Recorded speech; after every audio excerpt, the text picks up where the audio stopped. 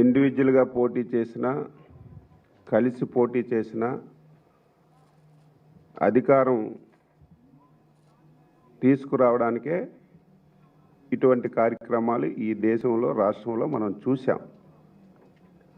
First time Andhra Pradesh రాష్ట్రంలో 5 కోట్ల మంది ప్రజలు శ్రేయస్సు గురించి ఒక దుర్మార్గుడు ఈ రాష్ట్రానికి ముఖ్యమంత్రిగా బాధ్యతలు తీసుకున్న తర్వాత ఆంధ్రప్రదేశ్ రాష్ట్రాన్ని ఇంత దారుణమైనటువంటి పరిస్థితికి తీసుకెళ్ళినటువంటి సందర్భాలు లేవు.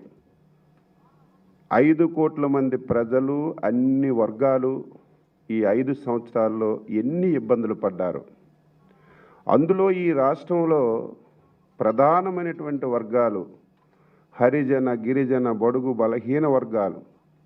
ఈ వర్గాలపైన ప్రత్యేకంగా కక్షగట్టి ఈ ముఖ్యమంత్రి ప్రభుత్వం ఉక్కు పాదంతో దమనకాండ చేసినటువంటి విషయం కూడా మీరు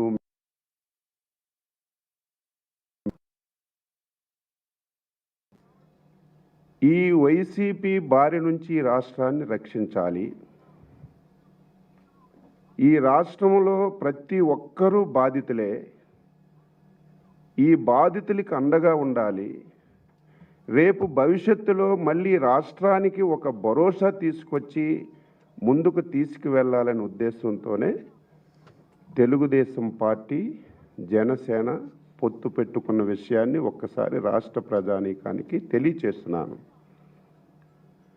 ఈ పొత్తు పెట్టుకొని ఒక సిస్టమేటిక్గా ముందుకెళ్తున్న విషయం కూడా ఈ సందర్భంగా గుర్తు చేస్తున్నాను. మొన్న 24వ తారీఖున ఆంధ్రప్రదేశ్ చరిత్రలో ఎప్పుడూ లేని విధంగా 2 పార్టీలు కలిసి దాదాపుగా 99 స్థానాలకి అభ్యర్థుల జాబితాని విడుదల చేసి ఒక చరిత్ర సృష్టించిన విషయం కూడా గుర్తు చేస్తున్నాను. ఎప్పుడైతే అభ్యర్థుల్ని మేము డిక్లేర్ చేశామో వైసీపీ పార్టీకి ఫ్యాంట్లన్నీ కూడా తడిచిపోయాయి. ఆ రోజు నుంచి అవాకులు చవాకులు ఇష్టం వచ్చినట్లుగా మాట్లాడి ఈ 2 పార్టీల మధ్యన తగాయిదాలు సృష్టించాలని చాలా ప్రయత్నాలు చేసినా సరే 2 పార్టీ నాయకులు, కార్యకర్తలు సమన్వయంతో పనిచేసి ఎక్కడ విభేదాలు లేకుండా ముందుకెళ్ళిన విషయం కూడా గుర్తు చేస్తున్నాను. అది అయిన తర్వాత తాడేపల్లిగూడెంలో ఒక చరిత్ర సృష్టించాం. జెండా సభని పెట్టి అతి తక్కువ సమయంలో 2 రోజుల సమయంలోనే జెండా సభని జరిపి కార్యకర్తల్లో నూతన ఉత్సాహాన్ని నింపిన విషయం కూడా ఈ సందర్భంగా తెలియజేస్తున్నాను. నిన్న లేదు మొన్న తెలుగుదేశం పార్టీ, జనసేన కలిసి జైహో బీసీ కార్యక్రమం, ప్రతిదీ ఒక చరిత్ర, ప్రతిదీ ఒక రికార్డే. మొన్న జరిగినటువంటి జైహో బీసీలో 2 పార్టీ నేతలు చారిత్రాత్మకమైనటువంటి ఆంధ్రప్రదేశ్ చరిత్రలో ఆంధ్రప్రదేశ్ ఉన్నంత వరకు ప్రతి ఒక్క బలహీన వర్గాలకు చెందిన వ్యక్తి గుర్తు పెట్టుకునే విధంగా ఒక చారిత్రాత్మకమైనటువంటి బీసీ డిక్లరేషన్ కూడా రిలీజ్ చేసిన విషయాన్ని కూడా గుర్తు చేస్తున్నాను.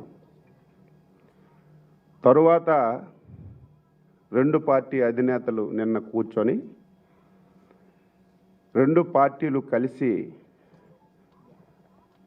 ఒక కీలకమైనటువంటి బహిరంగ సభను నిర్వహించాలని చెప్పి నిర్ణయం తీసుకున్నాం. ఆ బహిరంగ సభ ఈ నెల 17వ తారీఖున చిలకలూరిపేటలో నిర్వహించి అతి భారీ సభని చేయాలని చెప్పి 2 పార్టీలు కూడా నిర్ణయించాయి. ఆంధ్రప్రదేశ్ చరిత్రలో రేపు 17వ తారీఖు జరుగుతున్నటువంటి ఉమ్మడి సభ రాజకీయ చరిత్రలో మరొక చారిత్రాత్మకమైనటువంటి ఘట్టానికి ఒక వేదిక అవుతుందని చెప్పి ఈ సందర్భంగా తెలియజేస్తున్నాను. ఆ సభలో సూపర్ 6కి సంబంధించి కీలకమైనటువంటి ప్రకటన చేయబోతున్నాం. తెలుగుదేశం పార్టీ, జనసేన ఉమ్మడి మేనిఫెస్టోతో పాటు భవిష్యత్ ప్రణాళికలు కూడా ఆ సభలో ప్రకటించబోతున్నాం. ఆ సభకి టార్గెట్ 10 లక్షల మంది తెలుగు తమ్ముళ్ళు, జన సైనికులు హాజరవుతారు అని చెప్పి నిర్ణయం తీసుకున్నాం. ఈ చిలకలూరిపేట సభ చరిత్ర సృష్టించడం ఖాయమవుతుంది. జన ప్రబంధనానికి సభ ఒక వేదిక అవుతుందని చెప్పి ఈ సందర్భంగా తెలియజేస్తూ, ఆంధ్రప్రదేశ్ ప్రజల అభివృద్ధి, సంక్షేమానికి, బడుగు బలహీన వర్గాల సాధికారతకు ఈ సభ వేదికగా ఉండి కార్యాచరణ ప్రకటిస్తున్నామని చెప్పి సందర్భంగా తెలియజేస్తూ, అందుకే ప్రజలందరికీ ఈ సందర్భంగా కోరుతున్నాం, స్వచ్ఛందంగా ఆ సభకు రావాలి.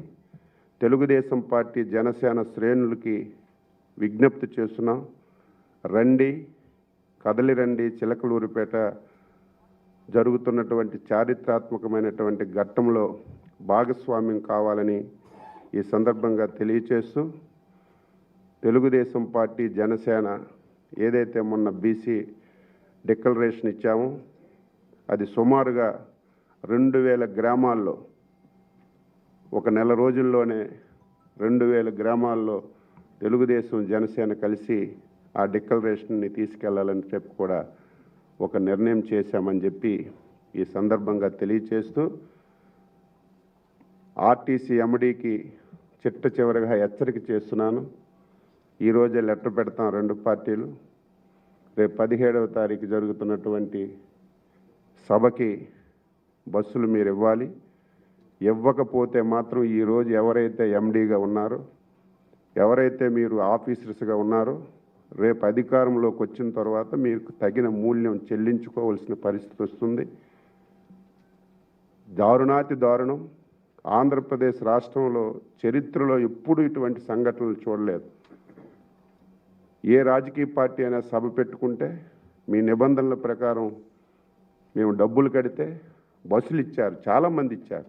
కానీ ఫస్ట్ టైం మీరు ఒక పార్టీ గురించి పనిచేస్తున్నారు, డబ్బులు కట్టకపోయినా విపరీతంగా బస్సులు ఇచ్చి మీరు సహకరిస్తున్నారు. ఇది కూడా నేను హెచ్చరిక చేస్తున్నాను. అదేవిధంగా పోలీసులు కూడా నిన్న రాత్రి ఎంత దారుణం అంటే ఎప్పుడూ చూడలేదు. మొన్న నెల్లూరులో నారాయణ గారికి సంబంధించినటువంటి వ్యక్తులు ఇల్లు మీద బందిపోట్లలా పడి ఏ విధంగా ఇబ్బంది పెట్టారో చూసాం. నిన్న మా జన సైనికులు ఇంట్ల మీద పడి తనిఖీలు చేసి మీకు ఎవరిచ్చారు హక్కు? ఎప్పుడైనా రాష్ట్రంలో ఇటువంటి పరిస్థితులు ఉన్నాయా? కొత్తగా మనం చూస్తున్నాం. పోలీసులకు కూడా హెచ్చరిక చేస్తున్నాం. ఏదో ఒక సైకో ముఖ్యమంత్రి చెప్పాడని గుడ్డెద్ది చేనులో పడినట్టుగా వాళ్ళు ఏది చెప్తే చేస్తున్నారు మీరు. ఇది చాలా దారుణం. నిన్న ఏదైతే జన సైనికుల ఇల్లు మీద పోలీసులు అర్ధరాత్రి వెళ్ళి ఈ రకంగా ప్రవర్తించారో దీన్ని తెలుగుదేశం, జనసేన తీవ్రంగా ఖండిస్తుంది. దీని మీద కూడా అవసరమైతే లీగల్గా ముందుకెళ్ళడానికి కూడా నిర్ణయం చేశామని చెప్పి ఈ సందర్భంగా తెలియజేస్తూ, చివరగా 4 రోజుల నుంచి ఎవరైతే సోషల్ మీడియా నిర్వహిస్తున్నటువంటి తెలుగుదేశం, జనసేన కార్యకర్తలకి పోలీసులు విపరీతంగా ఫోన్లు చేస్తున్నారు. పోలీస్ స్టేషన్కి రండి, మీ మీద బైండ్ వార్ కేసులు మేము కడతామని చెప్పి చాలామంది కార్యకర్తలకి బెదిరింపులు వస్తున్నాయి. కార్యకర్తలందరికీ, జన సైనికులకి, తెలుగుదేశం పార్టీ కార్యకర్తలకి ఒకటే కోరుతున్నాం, మీరు ఎవ్వరు ఫోన్ చేసినా వెళ్ళవలసినటువంటి అవసరం లేదు. అటువంటి ఫోన్ కాల్స్ ఎక్కడికి వచ్చినా, ఎవరికి వచ్చినా సరే స్పందించవలసినటువంటి అవసరం లేదని ఈ సందర్భంగా మీకు తెలియచేస్తున్నాను.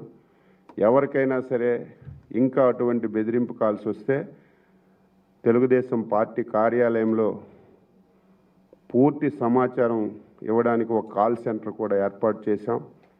ఆ ఫోన్ నెంబర్ కూడా మీకు చెప్తాను. జన సైనికులారా, తెలుగుదేశం పార్టీ కార్యకర్తలారా, ఎవరైతే సోషల్ మీడియాలో పనిచేస్తున్నారో మీకు అన్యాయంగా పోలీసుల నుంచి ఫోన్లు వస్తే మీరు స్పందించకుండా ఆ సమాచారాన్ని వెంటనే మా కాల్ సెంటర్కి పెడితే పార్టీ లీగల్గా అన్ని రకాలుగా సహాయ సహకారాలు అందిస్తుందని చెప్పి తెలియజేస్తూ 73062999999 73062999999 కాల్ సెంటర్ పనిచేస్తుంది. ఇది జన సైనికులు, తెలుగుదేశం పార్టీ కార్యకర్తలు, సోషల్ మీడియాలో ఉన్న ప్రతి ఒక్కరు గమనించమని చెప్పి కోరుతూ మరొకసారి ఆంధ్రప్రదేశ్ రాష్ట్ర ప్రజానీకానికి, జన సైనికులకి, తెలుగుదేశం పార్టీ కార్యకర్తలకి హృదయపూర్వకంగా కోరుతున్నాను. రేపు 17వ తారీఖున చిలకలూరుపేటలో జరుగుతున్నటువంటి సభ ఆంధ్ర రాష్ట్ర చరిత్రలో ఒక నిలిచిపోయినటువంటి ఒక చారిత్రాత్మకమైనటువంటి ఘట్టానికి తెరలేపబోతుంది. ఆ సభలో ఇప్పుడే చెప్పినట్టుగా మేనిఫెస్టో కానీ, సూపర్ 6 కానీ, రేపు భవిష్యత్ కార్యాచరణ అంతా అటు తెలుగుదేశం పార్టీ జాతీయ అధ్యక్షులు శ్రీ నారా చంద్రబాబు నాయుడు గారు, పవన్ కళ్యాణ్ గారు ప్రకటించబోతున్నారని చెప్పి తెలియజేస్తూ ఆ సభను విజయవంతం చేయాలి. దానికి అన్ని రకాలుగా కమిటీలు వేసుకుంటున్నాం. అక్కడ స్థల పరిశీలన కానీ, ట్రాన్స్పోర్ట్ కానీ అన్ని రకాల కమిటీలు వేసి ముందుకెళ్తామని చెప్పి తెలియజేస్తూ అందరికీ నమస్కారం.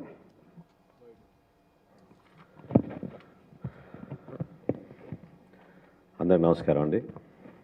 ముందుగా తెలుగుదేశం పార్టీ నాయకులు చంద్రబాబు నాయుడు గారికి ప్రత్యేకంగా ఈరోజు ఈ ప్రెస్ కాన్ఫరెన్స్కి మమ్మల్ని కూడా ఆహ్వానించినందుకు ధన్యవాదాలు తెలుపుకుంటూ, అచ్చెన్నాయుడు గారు వివరించినట్టు ఉమ్మడిగా మేము చేస్తున్న ఈ ప్రస్థానంలో ఏమాత్రం కూడా వ్యక్తిగతంగా ఎవరి స్వార్థాలు లేకుండా రాష్ట్ర ప్రజానికం కోసం, మన భవిష్యత్తు కోసం పెద్దలు చంద్రబాబు నాయుడు గారు, మా పార్టీ అధ్యక్షులు పవన్ కళ్యాణ్ గారు అనేక సందర్భాల్లో కలిసి ప్రజలనే దృష్టి పెట్టుకుని ఈ పొత్తుని ఖరారు చేయడం జరిగింది. అందులో భాగంగా ఒక ఉమ్మడి ప్రణాళిక, అనేక సందర్భాల్లో ప్రజల్లోకి వెళ్ళే కొత్త కొత్త ఆలోచనలతోటి సభలు, రాష్ట్ర వ్యాప్తంగా కూడా ఒక భరోసా నింపడానికి కోసం అంధకారంలో మన రాష్ట్రాన్ని నెట్టేశారు ఈ వైఎస్ఆర్సీపీ ప్రభుత్వం. అందులోంచి బయటికి తీసుకురావడానికి ఇరు పార్టీల నాయకులు కలిసికట్టుగా ఈ ప్రణాళికను ముందు తీసుకెళ్ళడానికి అనేక సందర్భాల్లో ఒక కొత్త ఉత్సాహం నింపడానికి వాళ్ళు చేసిన ప్రయత్నాన్ని ప్రజలందరూ కూడా గమనించాలి. చిలకలూరుపేటలో 17వ తారీఖున నిర్వహించబోయే ఈ ఉమ్మడి బహిరంగ సభ ఖచ్చితంగా ఇతర సభలతో పోల్చుకుంటే ఇది అందరం కూడా చరిత్ర సృష్టించే సభ. అందరి బాధ్యత ఉంది, అందరూ దీంట్లో భాగస్వాములు అవ్వాలి. ప్రతి ఒక్కరూ ఏ విధంగా మనం ఈ సభ విజయం కోసం మనవంతు మనం సహకారం అందించగలుగుతామో ఆ విధంగా మనం ముందుకు అడుగు వేయాలని చెప్పి జనసేన పార్టీ అధ్యక్షులు పవన్ కళ్యాణ్ గారి కోరిక మేరకు మన జన సైనికుల్ని, వీర మహిళల్ని, పార్టీ నాయకులందరినీ కూడా మనస్ఫూర్తిగా ఈ సందర్భంగా వాళ్ళకి ఆహ్వానం పలుకుతున్నాం.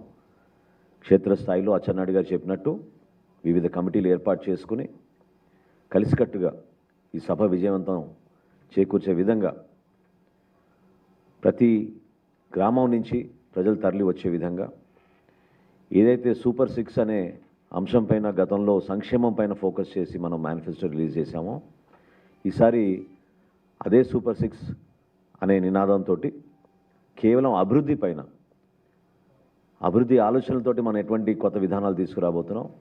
రేపటి రోజున ప్రభుత్వం ఏర్పడిన తర్వాత ప్రతి కుటుంబానికి ఆ అభివృద్ధి ఫలాలు అందే విధంగా, ప్రతి ప్రాంతానికి అభివృద్ధి ఫలాలు అందే విధంగా తీసుకున్న నిర్ణయాలు ఆ రోజున సభలో ప్రకటించబోతున్నాం. దయచేసి ప్రతి ఒక్కరూ కూడా ఈ సభను విజయవంతం చేయాల్సిన బాధ్యత మనందరిపైన ఉంది. పార్టీ శ్రేణులందరినీ కూడా మనస్ఫూర్తిగా నేను కోరుతున్నాను, పవన్ కళ్యాణ్ గారి తరఫున నిలబడండి. స్థానికంగా మనం చేయాల్సిన ఏర్పాట్లు మనం చేద్దాం. అనేక సందర్భాల్లో మనం ఏ విధంగా కలిసికట్టుగా కార్యక్రమాల్ని విజయవంతంగా నిర్వహించామో అదేవిధంగా మన పార్టీ అధ్యక్షులు కోరినట్టుగా తప్పకుండా తెలుగుదేశం పార్టీ శ్రేణులతోటి క్షేత్రస్థాయిలో కలిసి ఈ కార్యక్రమాన్ని విజయవంతం చేసేటట్టు ప్రతి ఒక్కరు కూడా కృషి చేయాలని ఈ సందర్భంగా కోరుకుంటూ, నిన్న రాత్రి జరిగిన సంఘటన రాజకీయాల్లో బహుశా ఒక సుదీర్ఘ ప్రయాణం చేసిన ప్రతి ఒక్కరికి అర్థమవుతుంది. వింత ఆలోచనలతోటి, ఫ్రస్ట్రేషన్ తోటి ఒక నియంత పరిపాలిస్తున్నప్పుడు పరిపాలన యంత్రాంగం కూడా ఆ వ్యవస్థకి చెడుపేరు తీసుకొచ్చే విధంగా, ప్రజాస్వామ్యంలో ఉన్న ప్రతి ఒక్కరికి ఇబ్బంది పెట్టే విధంగా 24 గంటలు వాళ్ళు ప్రయత్నం చేస్తూనే వచ్చారు. రాష్ట్ర ప్రజలకి బహుశా తెలియకపోవచ్చు, ఈరోజు నేను పంచుకుంటున్నాను. తాడేపల్లిగూడెంలో జరిగిన సభని కూడా ఏదో ఒక విధంగా ఆటంకాలు సృష్టించాలని, విధ్వంసం సృష్టించడానికి పై స్థాయిలోనే కుట్రలు పన్ని జగన్మోహన్ రెడ్డి గారి నాయకత్వంలోనే ఆ రోజున కూడా తాడేపల్లిగూడెం సభని ఫెయిల్యూర్ అవ్వాలని విశ్వ ప్రయత్నం చేశారు. ఆ రోజు కూడా దృఢంగా బలంగా నిలబడ్డాం కాబట్టి, క్షేత్రస్థాయిలో ఉన్న మా నాయకత్వం ఆ రోజున ఎక్కడ కూడా వెనకడుగు వేయకుండా పోరాటం చేశారు కాబట్టే ఆ సభని ఆ విధంగా విజయవంతం చేయగలిగాం. నిన్న రాత్రి పోలీసుల వ్యవహార శైలి చాలా ఆశ్చర్యం కలిగించింది. ఆ అపార్ట్మెంట్లో నివసిస్తుంది మా పార్టీ అధ్యక్షులు పవన్ కళ్యాణ్ గారి భద్రతా సిబ్బంది, జనసేన పార్టీ మీడియా విభాగం సిబ్బంది.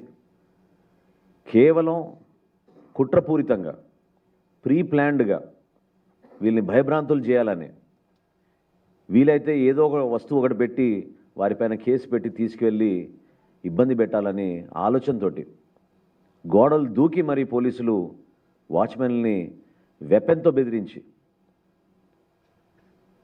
రూములోకి వచ్చి సోదా చేశారంటే ఏ విధంగా వీళ్ళు ప్రయత్నం చేస్తున్నారో రాష్ట్ర ప్రజలకు అర్థం కావాలి. అసలు ఇంత ఆలోచన ఎందుకు వచ్చింది మీకు? అసలు ఖచ్చితంగా రాబోయే రోజుల్లో తెలుగుదేశం పార్టీ, జనసేన పార్టీ కలిసికట్టుగా ఒక అద్భుతమైన ప్రభుత్వాన్ని మేము ఏర్పాటు చేయబోతున్నాం. ప్రధానమైన అంశం ప్రభుత్వం ఏర్పాటు చేసిన తర్వాత law and order, rule of law అనేది అందరికీ సమానంగా వర్తించేటట్టు, ప్రతి ఒక్కరిలోనూ ఒక ధైర్యం నింపే విధంగా, ఒక భరోసా ఇచ్చే విధంగా పరిపాలించాలి. కానీ పోలీస్ యంత్రాంగాన్ని మీరు కేవలం ప్రతిపక్ష నాయకుల్ని, ప్రతిపక్షంలో ఉన్న ప్రతి ఒక్కరిని కూడా భయపెట్టించాలని మీరు చేస్తే ఆ ప్రయత్నం విఫలమవుతుంది తప్ప మరొకటి లేదు. ముక్త కంఠంతో ప్రజాస్వామ్యంలో ఉన్న ప్రతి ఒక్కరు కూడా, ఎవరైతే ప్రతిరోజు ప్రేమించుకుంటారో మన రాజ్యాంగాన్ని, మన భారతదేశాన్ని, నిన్న రాత్రి చేసిన ఈ దుర్మార్గమైన ఆలోచన, ఈ పద్ధతిని మనందరం కూడా ఖండించాలి. తెలుగుదేశం పార్టీ నాయకులు అచ్చెన్నాయుడు గారిని, వాళ్ళ పార్టీని నేను మనస్ఫూర్తిగా ధన్యవాదాలు తెలుపుకుంటున్నాను.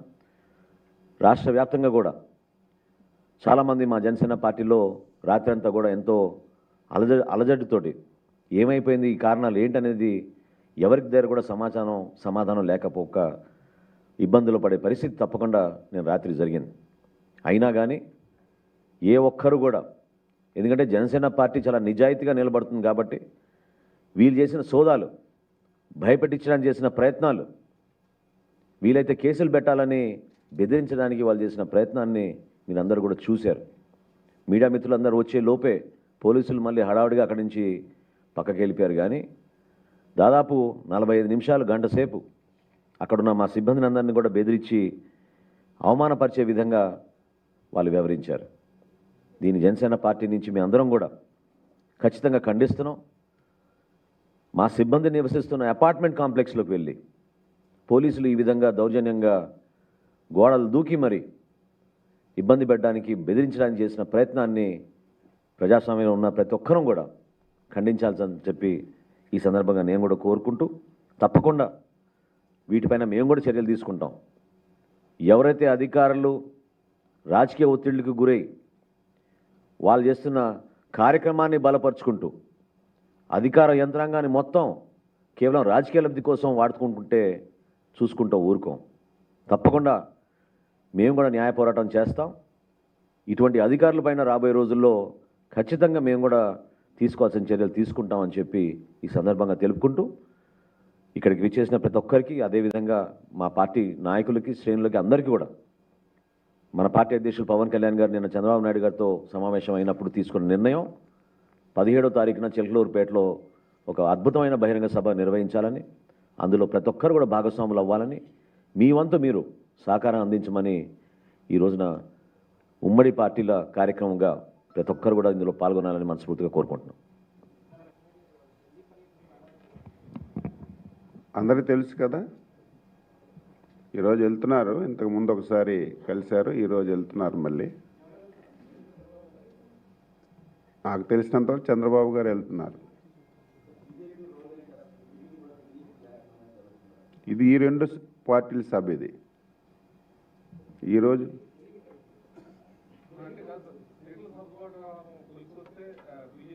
అది ఊహకు అందుకున్న మాటలు మాట్లాడితే నేను సమాధానం జరుగుతాయి కదా. ఒకవేళ కలిసి అన్నీ సెట్ అయితే వాళ్ళు వస్తారు, తప్పేముంది.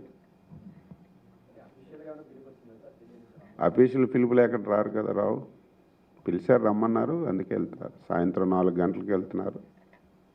ఇవాళ నైట్ మీటింగ్ ఉందనుకుంటా.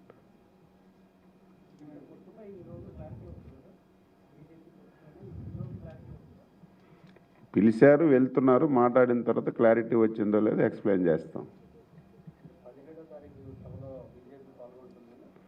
అన్నీ సవ్యంగా జరిగితే అప్పుడు ఏం చేయాలో మళ్ళీ అధ్యక్షులు ఇద్దరు కూర్చొని నిర్ణయం తీసుకుంటారు.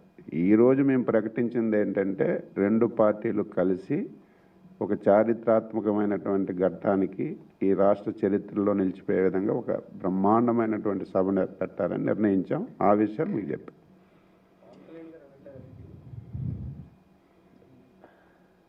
అంటే చాలామంది ఒక ఎజెండాతోటి ఈ పొత్తు జరగకూడదు, కలయిక ఉండకూడదని చెప్పి విశ్వ ప్రయత్నాలు చేస్తూ వచ్చారు. మీడియాలో కూడా ఒక క్యాంపెయిన్ నడిపించారు గత 15 రోజుల నుంచి. వాటన్నిటికీ సమాధానం రేపటికల్లా వస్తుంది. ఏ విధంగా చంద్రబాబు నాయుడు గారిని ఆహ్వానించారో పవన్ కళ్యాణ్ గారిని కూడా ఆహ్వానించారు. పవన్ కళ్యాణ్ గారు కూడా ఈరోజు రాత్రికి ఢిల్లీ చేరుకుంటారు. అక్కడ భారతీయ జనతా పార్టీ నాయకులతోటి సమావేశం జరిగిన తర్వాత చంద్రబాబు నాయుడు గారు, పవన్ కళ్యాణ్ గారు కలిసి భారతీయ జనతా పార్టీ నాయకులతోటి ఈ పొత్తు విషయం పైన, సీట్ల సర్దుబాటు పైన ఖచ్చితంగా ఒక క్లారిటీ వచ్చి ఆ మీటింగ్ సారాంశం ఢిల్లీకి వెళ్ళిన తర్వాత వాళ్ళే మీకు వివరిస్తారు. ఎన్డీఏలో మేము భాగస్వాములం అండి. ఖచ్చితంగా అందులో భాగస్వాములే కాబట్టి అదొక బాధ్యతగా మేము మన రాష్ట్ర అభివృద్ధి కోసం భారతీయ జనతా పార్టీ కూడా కలిసి రావాలని అందులో భాగంగా ఒక ప్రయత్నం పవన్ కళ్యాణ్ గారు ఎప్పటి నుంచో చేసుకుంటూ వచ్చారు. తప్పకుండా ఈరోజు రేపు జరగబోయే చర్చల్లో అది సానుకూలంగానే ఉంటుందని మేము భావిస్తున్నాం.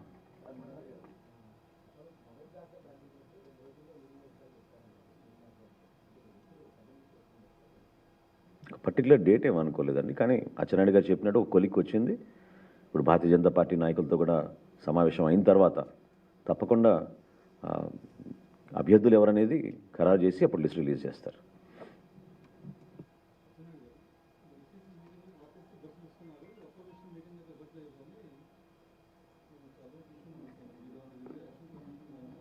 ఈ ఎలక్షన్ కమిషన్కి రాస్తాం. అందుకే నేను వార్నింగ్ కూడా ఇచ్చాను. ఇప్పుడు ఎవరైతే ఎండీగా ఉన్నారో మళ్ళీ చెప్తున్నారో వార్నింగ్ ఇస్తున్నాం. మీరు రూల్ ప్రకారం పనిచేయాలి. ఇంతవరకు అయిపోయింది. రేపు ఇప్పుడే లెటర్ పెడతాం. మీరు ఎంత డబ్బు కట్టమంటే అంత డబ్బు కడతాం. మాకు బస్సులు ఇవ్వకపోతే మాత్రం ఇప్పుడున్న ఎండీకి, ఇప్పుడున్న అధికారులందరి మీద రేపు పనిష్మెంట్ అనుభవిస్తారు. ఎలక్షన్ కమిషన్ కూడా రాస్తాం. ఒక పార్టీకి ఇస్తున్నారు, ఒక పార్టీకి ఇవ్వడం లేదని ఈరోజు అది కూడా లెటర్ రాస్తాం.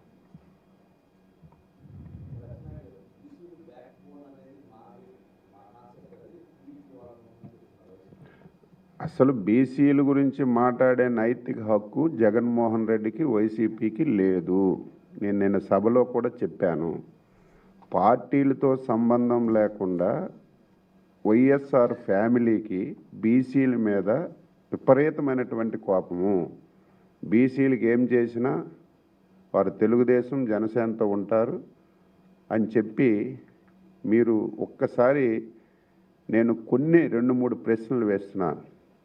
75,000 కోట్లు సబ్ప్లాన్ నిధులు మీరు మళ్లించారా లేదా ఆన్సర్ చేయండి. బీసీల మీద ప్రేమ ఉంటే ఎందుకు మళ్లిస్తారు? ఈరోజు 24% తగ్గించారు. 34% ఉన్న రిజర్వేషన్లు. అదేదో చేతకాని దద్దమ్ము నువ్వు. నీ తండ్రి అమలు చేశాడు, కిరణ్ కుమార్ రెడ్డి అమలు చేశాడు, ఎన్టీఆర్ అమలు చేశారు, చంద్రబాబు నాయుడు చేశారు, కోట్ల విజయభాస్కర్, అందరూ ముఖ్యమంత్రులు చేశారు కదా. 34%. నువ్వు ఒక్కడికే ఎందుకు చేత కాలేదు? అంటే బయటికి బీసీలు అని చెప్పి వారి యొక్క రిజర్వేషన్స్ కట్ చేసి దాదాపుగా 16,800 పోస్టులు లేకుండా చేశాం మా వర్గాలకి. నేను అడుగుతున్నాను, తెలుగుదేశం ఆ రోజు అధికారంలో ఉంటే కార్పొరేషన్లు ఫెడరేషన్ల ద్వారా 4 లక్షల మందికి 3,700 కోట్లు రుణాలు ఇచ్చాం. నీ దగ్గర రికార్డు అని చూసుకో. నువ్వెందుకు 56 కార్పొరేషన్లు పెట్టావు? 50 పైసలు ఎవరికి ఇచ్చావా? రమ్మని చెప్పు. నేను మాట్లాడడం మానేస్తాను ఈ రోజు నుంచి. అంటే నీ ప్రేమ ఇదే. ప్రేమ అంటే ఏముండాలి? చెయ్యాలి. అందరికి ఇచ్చినట్టుగా ఇస్తే అదేం పథకాలు అవి. కాబట్టి ఏ రకంగా బీసీల గురించి మాట్లాడే నైతిక హక్కు జగన్మోహన్ రెడ్డి ఫ్యామిలీకి లేదు, ఆ పార్టీకి లేదని చెప్పి తెలియజేది. నేను అడిగిన ఈ 300-400 ఉన్నాయి. సబ్ ప్లాన్ ఎందుకు ఖర్చు పెట్టలేదు? 10% రిజర్వేషన్ ఎందుకు తగ్గించావు? 56 కార్పొరేషన్లు పెట్టి ఒక్క పైసా ఎందుకు ఖర్చు పెట్టలేదు? దీనికి ఆన్సర్ చేయి. ఈ మూడింటికి ఆన్సర్ చేయి. నువ్వు బీసీల మీద ప్రేమ ఉందంటే నేను వెల్కమ్ చేస్తాను. ఓకే.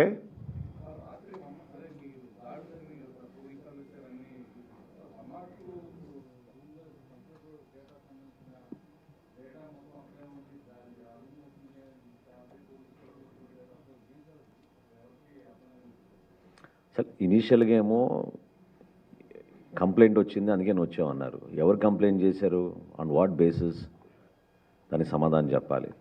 మా పార్టీలో ఉన్న సీనియర్లు అక్కడ చేరే వరకు రకరకాలుగా ప్రశ్నలు వేసి ఏదో కావాలని, మీరు కొంతమంది వీడియోస్ చూసుంటారు, మీరు సర్క్యులేట్ అవుతున్న వీడియోస్, కేవలం ప్రీ ప్లాన్డ్గా ఏదో విధంగా ఇన్స్టిగేట్ చేసి అక్కడ ఏదో ఎవిడెన్స్ దొరికిందని చూపించడానికి, ఆ నేపథ్యంలోనే అక్కడ ఉన్న కంప్యూటర్ డేటా కానివ్వండి, మా దగ్గర ఉన్న హార్డ్ డిస్క్లు కానివ్వండి, ఇవన్నీ తీసుకెళ్ళిపోవడానికి వాళ్ళు చేసిన ప్రయత్నం. అది రాష్ట్ర ప్రజలందరూ కూడా తెలుసుకోవాలి. అక్కడ నివసించేది పవన్ కళ్యాణ్ గారి వ్యక్తిగత భద్రతా సిబ్బంది, జనసేన పార్టీ మీడియా సిబ్బంది. కుట్రపూరితంగా గోడలు దూకి మరి వాచ్మెన్ని బెదిరించి వెపన్ తోటి లోపలికి వెళ్ళి సోదాలు చేసి అక్కడున్న మా పార్టీకి సంబంధించిన మీడియా డేటా, అదేం వ్యక్తిగత డేటాలు ఏం కాదు, మీడియా డేటా, వాటిని తీసుకెళ్ళడానికి వాళ్ళు చేసిన ప్రయత్నం అది. సో తప్పకుండా దీనిపైన యాక్షన్ తీసుకుంటాం. మేము కూడా కంప్లైంట్ రిజిస్టర్ చేస్తాం. దుర్మార్గంగా ప్రభుత్వాన్ని అడ్డుపెట్టుకుని రాజకీయ కక్ష సాధింపు కోసం జగన్మోహన్ రెడ్డి గారు చేస్తున్న ఈ ప్రయత్నాన్ని ప్రతి ఒక్కరం కూడా ఖండించాల్సిన అవసరం ఉంది. వీళ్ళపైన కూడా యాక్షన్ తీసుకోవాల్సిన అవసరం ఖచ్చితంగా ఉందని మేము భావిస్తున్నాం.